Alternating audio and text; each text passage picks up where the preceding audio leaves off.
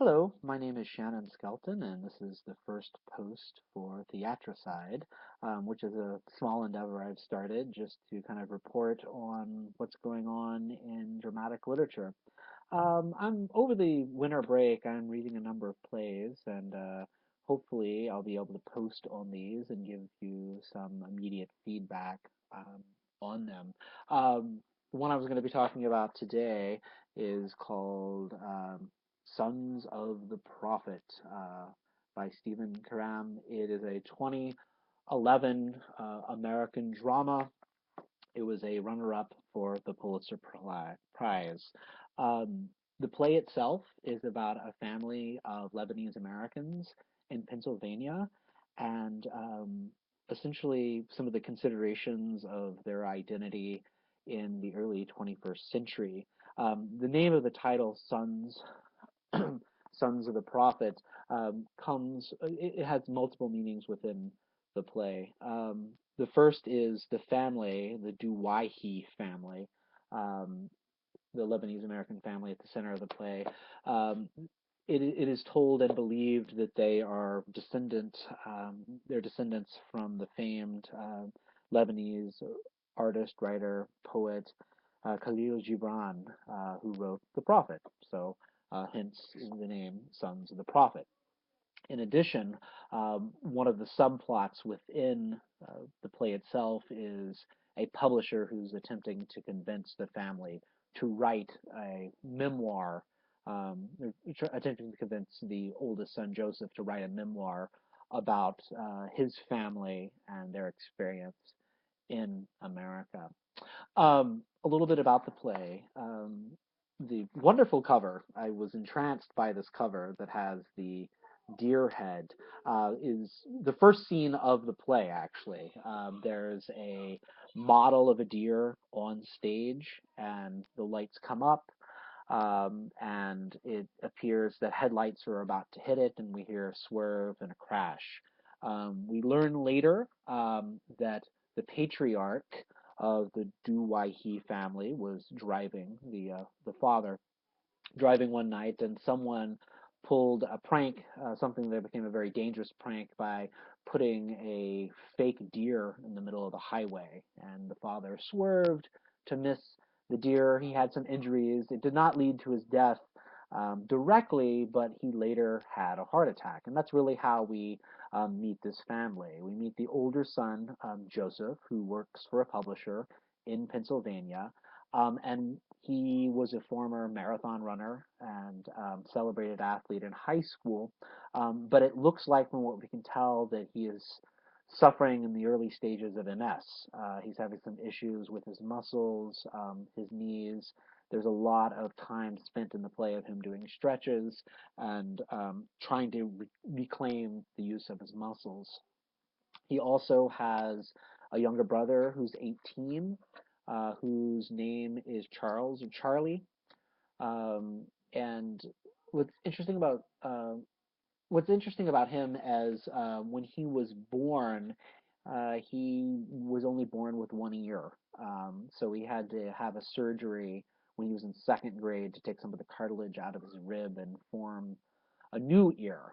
So that's kind of interesting. And he only has hearing on one side of his ear. And he's a former prodigy of sorts of this geography bee that they have. And we learned that both Charles and Joseph, their father, was a big teacher of geography. Their father was a blue collar worker who had a great passion for his religion, Catholicism, but also for poetry as well. And he passes that on. He has passed that on to a degree to his sons. Something that's revealed at the beginning of the play, just kind of dropped almost out of nowhere, is that both Charles, 18, and Joseph, 29, are gay men living in this small town. And what happens within the play is once their father is dead, it becomes a controversy in the area because it turns out that the teenager that pulled the prank is a star football player there in Pennsylvania for one of the high schools. And the judge essentially lets him off so he can play the rest of the football season, and the young athlete's name is Vin, and Vin actually comes in at some points in the play and chats with the family. And there's also some interesting negotiations going on in that they have an uncle, and their uncle is in failing health. His name is Bill. He really has a strong connection to his Lebanese identity and speaks quite a bit about kind of Maronite traditions and kind of what it was like being an immigrant coming to the U.S. And has leads to some humor here and there, but kind of at the central, what's central to the play is kind of figuring out, kind of how these men are negotiating their gay identity with their Lebanese American identity, and then coming to grips with the death of their father. The play itself, the dialogue is interesting in the way that it's structured, because Karam has really indicated to the performers at what points they should interrupt and so forth, and I really appreciated that.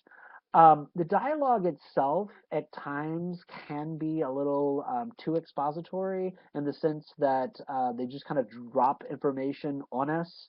And because of that, and because of a character named Gloria, who's kind of teetering on the edge of madness and says humorous bits and pieces here and there, but we're not necessarily to take it as humorous. Um, because of that, the tone shifts wildly at times, and it seems like for this play to work, you'd really have to have some performers that are sophisticated when it comes to kind of carrying both the tragedy and a comedy that's in the piece. I would compare it to some work maybe by Alfred Uri in the sense that we are looking at I was thinking of Last Night at Ballyhoo, in that we're looking at um, issues of American identity within kind of a smaller kind of subset of mainstream white heterosexual Protestant society, and kind of these negotiations of what it means to be American and some of the concerns that come with that. Also, with Uri's play is at times it seems a little too light, and that uh, I wouldn't say there's elements that kind of fall into sitcom repartee, but there are moments in which you start with such a strong image of the father swerving to miss this deer and the mystery of this deer. But it's really not a mystery in the sense that we get that, and the father he's out of the picture very quickly. And it seemed like the father's story was the story that was much more interesting than his son's. So you know, I, I would love to see, I guess, kind of the elements leading up to the moments in which we meet um, Joseph and his brother Charles. That said, I think it works as a nice piece of kind of regional theater, a nice slice of Pennsylvania. Besides that, I'd conclude that it's an interesting work. It's one that probably won't be hailed again and again. I feel like a Speech and Debate, the playwright's earlier work, has gotten much more play. But I think this play would speak very well, actually, in Pennsylvania and that region of the country, and definitely to Lebanese Americans. I was thinking back to some friends that I had in high school that were Lebanese American, and I was wondering kind of how they would react to this depiction of them.